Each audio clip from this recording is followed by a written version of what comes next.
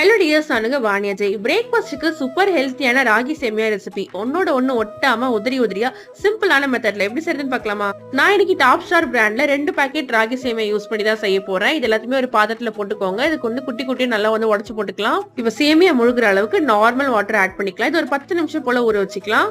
அதுக்குள்ள இட்லி பாத்திரம்ல இட்லி வேகிறதுக்கு எந்த அளவுக்கு தண்ணி வைப்போமோ அந்த அளவுக்கு தண்ணி வச்சு இட்லி தட்டுல ஒரு குழியிலயும் கொஞ்சம் கொஞ்சமா எண்ணெய் ஆட் பண்ணி ரெடி பண்ணி வச்சுக்கலாம்.